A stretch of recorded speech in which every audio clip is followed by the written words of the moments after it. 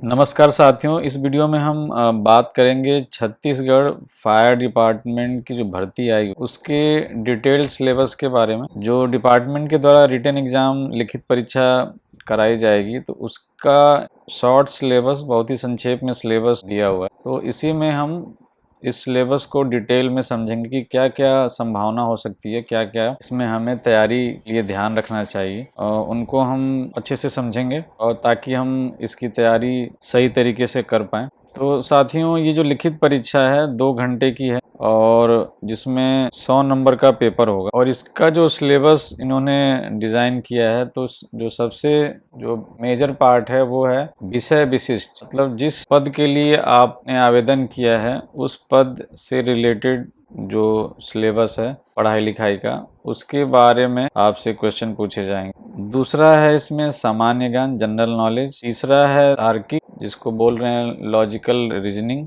जो तीसरा है विश्लेषणात्मक तर्क, एनालिटिकल रीजनिंग। इन सारी जो टॉपिक हैं ये शॉर्ट में दिए हुए हैं, तो इनको डिटेल में हम समझेंगे कि हमें तैयारी के समय किन किन चीज़ों को कवर करना चाहिए ताकि हमारी तैयारी अच्छे तरीके से हो जाए। इस लिखित परीक्षा में सामान्य वर्ग के अभ्यर्थी को 40 नंबर कम से कम ले आना है, तभी उनको क्वालिफाई माना जाएगा। और अनुसूचित जाति, अनुसूचित जनजाति, SC ST, अन्य पिछड़ा वर्ग, OBC के अभ्यर्थियों के लिए 30 नंबर लाना अनिवार्य है, मिनिमम।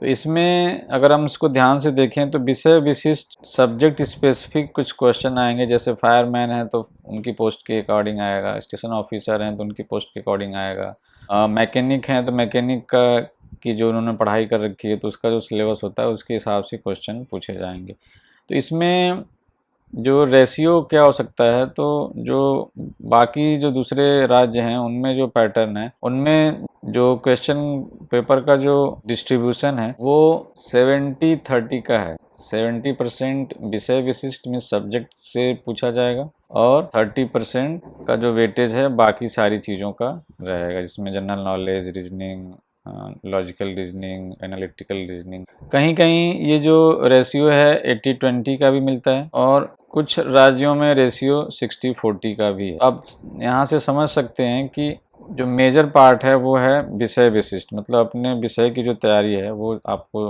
अच्छे से करनी है। और इससे हमें ये समझ में आ रहा है कि जो विषय विशिष्ट का जो पोर्शन है वो ज़्यादा वेटेज ले रहा है, और जो general knowledge, reasoning, analytical reasoning, ये जो पोर्शन है वो 30 से 40% का इसका वेटेज रहेगा। तो यही पैटर्न यहाँ भी आपको मिलेगा, तो आप उसी हिसाब से इसकी तैयारी करेंगे। अब इसको अलग अलग समझेंगे। सबसे पहले जो सारी पोस्ट में ये कॉमन है, सामान्य ज्ञान, general knowledge, logical reasoning, analytical reasoning, तार्किक और विश्लेषणात्मक, ये जो पोर्शन है वो कॉमन है मिलेगा। बाकी सब्जेक्ट स्पेसिफिक जो विषय विशिष्ट है वो सबका अलग अलग होगा। तो सबसे पहले हम इस कॉमन सिलेबस को देखेंगे कि सामान्य ज्ञान में हमें क्या क्या चीज़ें कवर करनी चाहिए, वो जो कि सारी पोस्ट पे लागू है।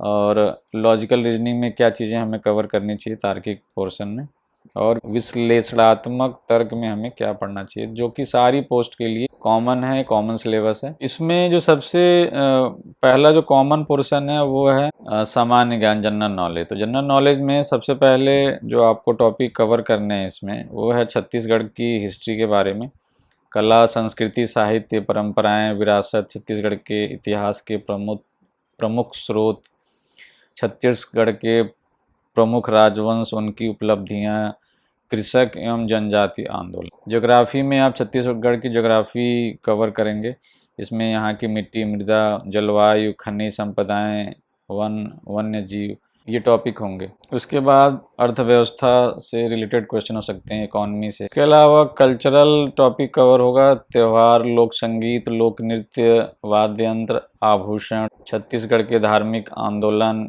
एवं लोक देवी देवताएं। पॉलिटी से क्वेश्चन हो सकते हैं, एडमिनिस्ट्रेशन, छत्तीसगढ़ की राजनीतिक एवं प्रशासनिक व्यवस्था, छत्तीसगढ़ में स्थानीय नागरिक स्वशासन, संविधान का जो 74th अमेंडमेंट है, 74वां संविधान संशोधन विधेयक है, वो बहुत ही पॉपुलर है। उसके अलावा आपको संविधान की जो बेसिक चीज़ें हैं, फंडामेंटल राइट्स, संविधान का कौन सा पोर्शन कहाँ से लिया गया है, मूल कर्तव्य क्या है, मूल अधिकार क्या है, इंडिपेंडेंट बॉडीज क्या हैं, उनके क्या काम है, तो वो सारी चीज़ें आप कवर करेंगे। साथ में जो इम्पोर्टेंट अमेंडमेंट हैं, जो महत्वपूर्ण संशोधन है संविधान में, वो आप इसको इसमें कवर करेंगे।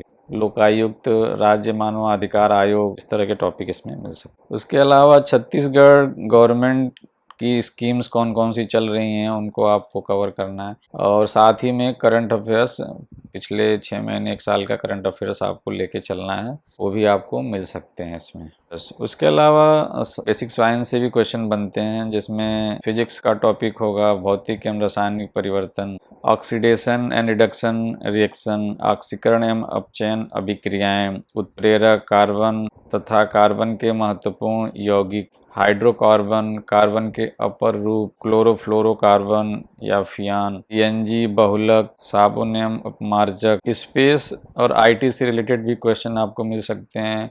जो भी इंडियन गवर्नमेंट की स्पेस से रिलेटेड एक्टिविटीज़ हैं, उन प्रोग्राम हैं, उनसे भी क्वेश्चन बन सकते हैं, और इंफॉर्मेशन टेक्नोलॉजी से स्पेसिफिक रिलेटेड क्वेश्चन भी बन सकते हैं इसमें। और उसके अलावा बायोलॉजी से भी कुछ क्वेश्चन मिलेंगे आपको, genetics, Mendel's law of inheritance, गुणसूत्रों की संरचना, केमिस्ट्री, फिजिक्स और बायो, जो 10th लेवल तक का है, और उसको आप अच्छे से कवर कर लेंगे, रिवाइज कर सकते हैं। ये जो टॉपिक है आप इसको लूसेंट वगैरह से कवर कर सकते हो। लूसेंट का जो साइंस का पोर्शन है, फिजिक्स, केमिस्ट्री और बायोलॉजी का, वहाँ से इन सब चीज़ों को अच्छे से आप कवर करके प्रिपेयर कर सकते हो। मनुष्य में लिंग का निर्धारण, रक्त समूह, रक्ताधान, आरएच फैक्टर, रोगाणु एवं मानव स्वास्थ्य, कुपोषण एवं मानव स्वास्थ्य, मॉल न्यूट्रिशन, ह्यूमन हेल्थ, मानव रोग, human disease, causes and cures, vitamin से भी क्वेश्चंस कई बार मिलते हैं। यहाँ इसमें जो छत्तीसगढ़ जीके है, वो जो छत्तीसगढ़ लोक सेवा आयोग के पुराने एग्जाम के पेपर हैं, चाहे वो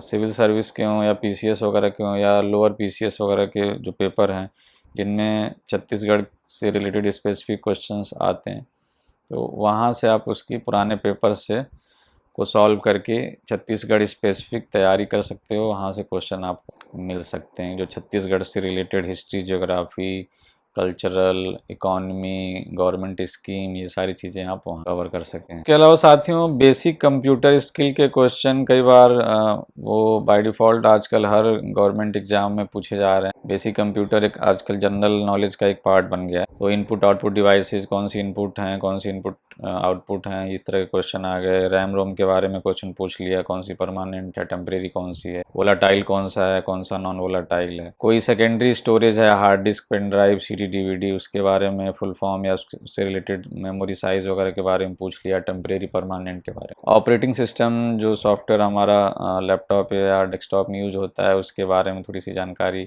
माइक्रोसॉफ्ट के कौन से सॉफ्टवेयर यूज हो रहे हैं एज ऑपरेटिंग सिस्टम, थोड़ी सी एंड्रॉयड के बारे में जानकारी। ये सारी चीज़ें कई बार वो एक दो क्वेश्चन आपको दिख जाते हैं बेसिक कंप्यूटर के। सिस्टम सॉफ्टवेयर के एग्जांपल, एप्लीकेशन सॉफ्टवेयर के एग्जांपल, इंटरनेट के बारे में थोड़ा सा पूछ लिया, प्रोटोकॉल वगैरह, HTTP, HTML जो लैंग्वेज है उसकी थोड़ी सी फुल फॉर्म वगैरह पूछ ली। वेब ब्राउजर्स के एग्जांपल पूछ लिए, कौन कौन से वेब ब्राउजर हैं, कौन से नहीं हैं। सर्च इंजन के बारे में, गूगल, याहू, इनके बारे में भी क्वेश्चन कई बार बन जाते हैं।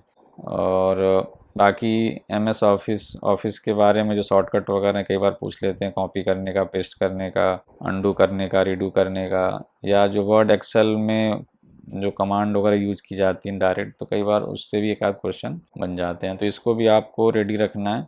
अभी तक हमने छत्तीसगढ़ स्पेसिफिक जनरल नॉलेज की चीज़ें समझी हैं, बाकी आप इसको इंडियन कॉन्टेक्स्ट में भी जो कुछ पॉपुलर हिस्ट्री के टॉपिक हैं वो आप उसी कॉन्टेक्स्ट में कर लोगे। जो टॉपिक वहाँ लिखे हुए हैं हिस्ट्री में, तो उसी को आप इंडियन कॉन्टेक्स्ट मतलब भारत के हिसाब से ब्रॉड लेवल पे भी एक बार आप इंपॉर्टेंट टॉपिक्स को कर लोगे। ज्योग्राफी, पॉलिटी मीन्स वही संविधान की जो बेसिक चीज़ें हैं, अभी हमने बताया था, अमेंडमेंट वगैरह कहाँ से लिया गया, संविधान का कौन सा पोर्शन कहाँ से लिया गया है। इसी तरह इकोनॉमी में इंडियन इकोनॉमी के बारे में थोड़ा सा बेसिक डिटेल, जनरल साइंस हमने अभी आपको डिस्कस किया है। तो जो टॉपिक हमने ऊपर डिस्कस किए हैं उसी को आपको एक जनरल इंडियन कॉन्टेक्स्ट में करना है। करंट अफेयर्स इंडिया रिलेटेड, और स्पोर्ट्स के टॉपिक हो गए। स्पोर्ट्स के टॉपिक आप छत्तीसगढ़ वाले भी कवर कर लीजिएगा। अवार्ड्स वगैरह अपने देख लिया, कई बार अवार्ड्स छत्तीसगढ़ स्पेसिफिक कोई पर्सन है उसको कोई अवार्ड मिला है तो वो उस तरह से भी क्वेश्चन आ जाते हैं। बुक्स और ऑथर, कुछ आपके छत्तीसगढ़ के भी कुछ पॉपुलर ऑथर होंगे या बुक्स होंगी, उनके नाम, उनके लेखक के नाम। ये जो कॉन्टेक्स्ट है इंडिया का है, इसको आप छत्तीसगढ़ के हिसाब से भी कवर करेंगे। जैसे इंपॉर्टेंट डेज और डेट्स, छत्तीसगढ़ के भी कुछ हो सकता है स्पेसिफिक इंपॉर्टेंट डेट वगैरह हो, बाकी इंडिया के तो हैं, इंडिया के नेशनल और इंटरनेशनल वाले सारे। तो इसमें आप उसको अपने दिमाग में रखना है कि डायरेक्ट क्वेश्चन यहाँ से बनते हैं कि बताइए ये वाला दिवस किस डेट में मनाया जाता है, अर्थ डे कब मनाया जाता है, मानवाधिकार दिवस कब मनाया जाता है। इस तरह के क्वेश्चन आपको मिलते हैं। तो साथियों, अभी तक हमने सामान्य ज्ञान में क्या क्या चीज़ें आपको पढ़नी हैं वो हमने समझ लिया। अब हम दूसरा जो पोर्शन है वो कवर करने जा रहे हैं, तार्किक। तार्किक में हमें क्या चीज़ें करनी है उसको डिटेल में समझते हैं। ये सारे पोस्ट के लिए कॉमन है। साथियों, तार्किक मतलब है लॉजिकल रीजनिंग। तो इसमें आप क्या क्या चीज़ें कवर करेंगे? इसमें जब भी लॉजिकल रीजनिंग की बात होती है तो इसमें दो मेजर पोर्शन होते हैं साथियों, वर्बल और नॉन वर्बल रीजनिंग। वर्बल का मतलब है मौखिक है, उसमें आपको एनालॉगी, सिमिलैरिटी जिसको बोल रहे हैं, सादृश्य, समानताएं, डिफरेंसेस बताने होते हैं। कई बार हमें समस्या का समाधान करना है, कोई डिसीजन लेना है, और विजुअल मेमोरी से रिलेटेड है, दृश्य स्मृति, विभेदन, अवलोकन, डिस्क्रिमिनेशन, ऑब्जर्वेशन। रिलेशनशिप कॉन्सेप्ट पूछे जाते हैं कई बार कि ये इससे रिलेटेड है, या कोई फैमिली का रिलेशन दे दिया, उससे क्वेश्चन आ गया कि ये इनके क्या लगेंगे, फ़ोटो दिखा के कि ये फ़ोटो में किसी ने पॉइंट किया और बोला कि ये उनके कोई, हमने फैमिली रिलेशन बता दिया और फिर पूछा कि ये इनके क्या लगेंगे। तो रिलेशनशिप कॉन्सेप्ट आते हैं उसमें, तो उसके क्वेश्चन आ जाएंगे। अरिथमेटिक रीजनिंग के क्वेश्चन आ जाएंगे आपको। उसके अलावा न्याय वाक्य तर्क जिसको बोल रहे हैं, सिलॉजिस्टिक रीजनिंग, वो वैसे क्वेश्चन रहेंगे। कथन, स्टेटमेंट और कंक्लूजन वाले क्वेश्चन रहेंगे। कथन और निष्कर्ष, कथन और पूर्व धारणा, स्टेटमेंट और एजम्पशन से रिलेटेड, ये सारे के सारे आपके वर्बल रीजनिंग के टॉपिक। आर एस अग्रवाल की वर्बल की और नॉन वर्बल की बुक्स आती हैं, तो वो अच्छी बुक्स हैं, काफ़ी पुराने राइटर हैं, यहाँ से इसको आप कर सकते हैं। आर एस अग्रवाल जो बुक आती है वहाँ से आप इसको देख सकते हैं। उसके अलावा और क्या है लॉजिकल रीजनिंग में, कोडिंग डिकोडिंग के क्वेश्चन रहेंगे। कोडिंग मतलब कोई अल्फ़ाबेट है, उसका कोई नंबर होगा, फिर उसके हिसाब से कोई नया अल्फ़ाबेट दिया होगा, उसके लिए कोई नया नंबर बताना होगा। सीरीज़ के क्वेश्चन आ जाते हैं, सीरीज़ नंबर की भी सीरीज़ आ जाती है कई बार अल्फ़ाबेट्स की सीरीज़ आ जाती है जिसको हम बोल रहे हैं श्रृंखला, और कई बार मिक्स आती है, अल्फ़ा न्यूमेरिक आ जाती है कई बार। डायरेक्शन के लिए कई बार क्वेश्चन आते हैं कि ये इधर से लेफ्ट मुड़ा, फिर नॉर्थ गया, फिर राइट मुड़ा, ऐसे करके क्वेश्चन आते हैं डायरेक्शन वाले, डायरेक्शन टेस्ट के लिए। तो वो क्वेश्चन आप इसमें प्रिपेयर करेंगे। ब्लड रिलेशन का क्वेश्चन कई बार आता है। पजल भी कोई दे दिएगा, पहेली कोई दे दी जाएगी, पहेली के हिसाब से कोई आपको आंसर करना होगा। तो ये था हमारा तार्किक। तो ये हमने तार्किक पोर्शन समझा कि तार्किक में क्या क्या चीज़ें आएंगी। अब हम समझने जा रहे हैं विश्लेषणात्मक तर्क। इसमें क्या क्या चीज़ें आपको तैयार करनी है। अब जो दूसरा पोर्शन है लॉजिकल रीजनिंग का, वो है non verbal reasoning. Non verbal reasoning में जिसको बोलते हैं अशाब्दिक तर्क, उसमें फिगर बेस्ड क्वेश्चन रहेंगे। फिगर होगा, कोई फिगर की सीरीज होगी, पूछेगा अगला कौन सा है, या ऑड कौन सा है, इसमें अलग कौन सा है। उसी तरह मिरर या वाटर इमेज से भी रिलेटेड क्वेश्चन बन जाते हैं। पेपर फोल्डिंग, फोल्ड करके कैसा शेप होगा, कट करने पे कोई पोर्शन कैसा दिखेगा, उससे रिलेटेड आपको क्वेश्चन मिलेंगे। एम्बेडेड फिगर हैं, कोई पोर्शन काट के अलग किया गया है, उसको जोड़ना है तो बताना है कि इसके साथ कौन सा इसका टुकड़ा आएगा ऐड होके, तो एम्बेडेड फिगर्स के क्वेश्चन रहेंगे। पैटर्न को कंप्लीट करना रहेगा। क्यूब और डाइस के क्वेश्चंस हैं। तो ये जो नॉन वर्बल रीजनिंग की जो आर एस अग्रवाल की बुक है, उसमें ये बाय नेम ही वहाँ पे चैप्टर हैं, उससे आप क्वेश्चन की प्रैक्टिस अच्छे से कर सकते हैं। ग्रुपिंग ऑफ फिगर्स का कोई ग्रुप बनाना है तो उसको भी आप वहाँ से प्रैक्टिस कर सकते हैं। अब दूसरा है जिसको बोल रहे हैं विश्लेषणात्मक तर्क, जिसको बोल रहे हैं एनालिटिकल रीजनिंग। एनालिटिकल रीजनिंग में हमें सरकमटेंसेज के हिसाब से, परिस्थिति के हिसाब से डिसीजन लेना होता है, और जिसमें हम कुछ फैक्ट्स, कोई रिलेशन, कोई पॉसिबिलिटी को हम एनालाइज करते हैं, उसका विश्लेषण करते हैं, और तब जाके हम डिसीजन लेते हैं बेस्ड अपॉन सरकमटेंसेज, परिस्थिति के हिसाब से। तो इसमें आपको क्या क्या करना है, डेटा पर्याप्तता जिसको बोलते हैं, data sufficiency, input output pattern, decision making के क्वेश्चन मिलेंगे। कोई तार्किक पहेली होगी, पजल होगा, उसको आपको सॉल्व करके आंसर बताना है। कई बार समझ में नहीं आते हैं कि डेटा सफिशिएंसी का मतलब क्या, तो उसमें मैंने एक एग्जांपल यहाँ लिया हुआ ताकि आपको समझ में आए कि किस तरह के क्वेश्चन यहाँ बनेंगे। तो डेटा सफिशिएंसी में जैसे एक क्वेश्चन है, एक व्यक्ति की आयु कितनी है, ये आपका प्रश्न है। इसमें स्टेटमेंट दे रखा है कि वो अपने छोटे भाई से 5 साल बड़ा है और उसका भाई अभी 20 वर्ष का है। तो एज निकालने के लिए ये बताना है कि क्या पहले स्टेटमेंट से ही काम हो जाएगा, केवल कथन एक पर्याप्त है, जिसको बोलते हैं डेटा सफिशिएंसी बताना। केवल कथन 2 से आप उस व्यक्ति की आयु निकाल सकते हैं, या दोनों कथन सफिशिएंट हैं या कोई भी सफिशिएंट नहीं है, आप आंसर नहीं निकाल पाओगे। तो यहाँ पे अगर इसको ध्यान से देखें तो जब मुझे इस व्यक्ति की आयु निकालनी होगी तो मुझे इस दोनों जानकारी चाहिए, तो इसलिए हम यहाँ बोलेंगे कि दोनों कथन पर्याप्त है। इसका आंसर हो जाएगा दोनों कथन को मिला के ही हम उस व्यक्ति की आयु ज्ञात कर सकते। तो ये है डेटा सफिशिएंसी का एक एग्जाम्पल। इसी तरीके से आप दूसरा जो एनालिटिकल रीजनिंग विश्लेषणात्मक तर्क के जो टॉपिक है वो है इनपुट आउटपुट पैटर्न। इसमें आप देख सकते हैं कि इनपुट दिया हुआ है राम 42 सेब 19 खाता है 73, और नियम दे रखा है संख्या को घटते क्रम में और शब्दों को वर्णमाला क्रम में व्यवस्थित किया जाता है। तो उसका आपको आउटपुट बताना है कि क्या होगा। शब्द संख्या को क्या करना है, घटते क्रम में करना है अरेंज, और शब्दों को वर्णमाला क्रम में व्यवस्थित किया जाता है। तो शब्दों को वर्णमाला क्रम में मतलब उनको डिक्शनरी के हिसाब से, वर्णमाला के हिसाब से इसको सेट करना है कि सबसे पहले कौन सा शब्द आएगा, उसके बाद कौन सा आएगा, उसके बाद कौन सा आएगा। तो शब्दों को हमने पहले अरेंज कर दिया। तो पहला है राम, दूसरा है सेब और तीसरा है खाता है। तो खाता है ख पहले आएगा, तो इसको एक पहली बार किया, उसके बाद सिर्फ इसी तरीके से आपको पहले पहले पहले अक्षर के हिसाब से मैच करना होता है। अगर दोनों सेम अक्षर से शुरू हो रहे हैं तो आपको फिर दूसरे दूसरे के हिसाब से, दूसरे अक्षर के हिसाब से मैच करना होता है कि वर्णमाला में पहला कौन आता है। तो उसी हिसाब से आप फिर अपने ये सारे शब्द को अरेंज कर सकते हैं। और फिर उन्होंने बोला है कि संख्या को घटते क्रम में, तो घटते क्रम का मतलब सबसे पहले सबसे बड़ी संख्या आप लिखेंगे, फिर उसका उससे छोटी, तो उससे छोटी। तो ये पूरा का पूरा आपका आउटपुट होगा। तो ये आपको समझ में आ रहा होगा कि इनपुट में आपको कोई पैटर्न दिया रहेगा, कोई इन्फॉर्मेशन दी रहेगी, और फिर आपको एक रूल दिया रहेगा जिसको बोल रहे हैं नियम। उसी नियम से उस इनपुट का आउटपुट आपको निकालना है। तो 4 ऑप्शन दिए रहेंगे, उसमें से आप उसमें से बताना है कि इसका आउटपुट कौन सा होगा। डिसीजन मेकिंग या निर्णय लेना, तो वो उसका देखते हैं, उसका एग्जाम्पल एक देखते हैं। डिसीजन मेकिंग में आपको एक सिनेरियो दिया रहेगा, स्थिति दी रहेगी। जैसे यहाँ पे एक स्थिति दे रखी है, एक उम्मीदवार ने स्नातक में 60% अंक प्राप्त किए हैं, उसकी आयु 22 वर्ष है और उसके पास कंप्यूटर डिप्लोमा है, और कंपनी की पात्रता है जिसमें वो जॉब के लिए अप्लाई कर सकता है। मिनिमम 56% नंबर चाहिए, 21 से 25 साल का मिनिमम होना चाहिए, मिनिमम 21 साल नहीं 21 से 25 साल के बीच की उम्र होनी चाहिए, कंप्यूटर ज्ञान की आवश्यकता है। तो प्रश्न पूछ रहा है कि क्या उम्मीदवार को चयनित किया जाना चाहिए। तो आपको ये सिनेरियो समझ के इस क्वेश्चन के हिसाब से डिसीजन लेना है कि क्या वो डिसीजन लिया जा सकता है, हाँ या ना। डिसीजन आप लेके यहाँ पे बताएंगे। तो ये है डिसीजन मेकिंग के क्वेश्चन। सिनेरियो या स्थिति दी रहेगी, आपको उस हिसाब से क्वेश्चन पूछा जाएगा और फिर उस हिसाब से आपको डिसीजन लेना है। तो चौथा है एनालिटिकल रीजनिंग, जिसको हम बोल रहे हैं विश्लेषणात्मक तर्क। तो उसमें जो चौथे टाइप के क्वेश्चन मिलते हैं वो हैं तार्किक पहेली, जिसको बोलते हैं लॉजिकल पजल।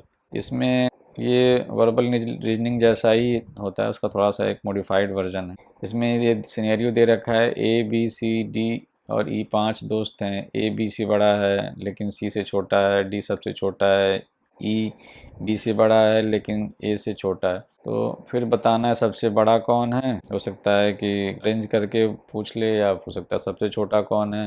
तो ये सारी चीज़ें आपकी रहेंगी, कोई पजल टाइप का दिया रहेगा और फिर पजल के हिसाब से आपसे आंसर पूछा जाएगा पहेली के हिसाब से। तो साथियों, हमने ये वाला पोर्शन समझ लिया कि इनमें क्या क्या चीज़ें हमें तैयार करनी चाहिए। सामान्य ज्ञान, लॉजिकल रीजनिंग, तार्किक और एनालिटिकल रीजनिंग, इसका हमने पोर्शन कवर कर लिया। अब हम पोस्ट वाइज पद के हिसाब से किस पद के लिए विषय विशिष्ट या सब्जेक्ट स्पेसिफिक टॉपिक क्या कवर करने हैं, उसका सिलेबस हम पोस्ट बाय पोस्ट हर पद के हिसाब से विषय विशिष्ट में क्या पढ़ना है, सब्जेक्ट स्पेसिफिक हमें क्या तैयारी करनी है, उसका वेटेज साथियों ज़्यादा है। तो इस पे भी आपको विशेष ध्यान देना पड़ेगा, तभी आप ये जो कट ऑफ है वो क्लियर कर लेंगे और कट ऑफ से अच्छे नंबर भी आप ले आएंगे। तो साथियों, अब हम आगे की जो वीडियोस हैं उनमें हम बात करेंगे विषय विशिष्ट, क्योंकि विषय विशिष्ट हर पोस्ट का अलग अलग है, पोस्ट वाइज सिलेबस उसका अलग अलग है, तो वीडियो काफ़ी लेंदी हो जाएगा। इसके चक्कर में हम हर एक पोस्ट के विषय विशिष्ट सब्जेक्ट स्पेसिफिक क्या पूछा जाएगा उसके लिए अलग अलग वीडियोस, हर पोस्ट की अलग वीडियोस रहेगी। बाकी ये वीडियो कॉमन सिलेबस है जो सारे पोस्ट में करना है, तो इसके लिए आप इसको रेफ़र करेंगे। बाकी अब हम जो हर पोस्ट की सब्जेक्ट स्पेसिफिक विषय विशिष्ट की क्या तैयारी करनी है उसकी पोस्ट वाइज एक वीडियो जारी करेंगे, ताकि आप जो जो अभ्यर्थी जिस पोस्ट के लिए अप्लाई कर रहे हैं केवल उसको ही वो रेफ़र करेंगे। बाकी ये जो वीडियो है वो सारी पोस्ट के लिए कॉमन है। Thank you so much.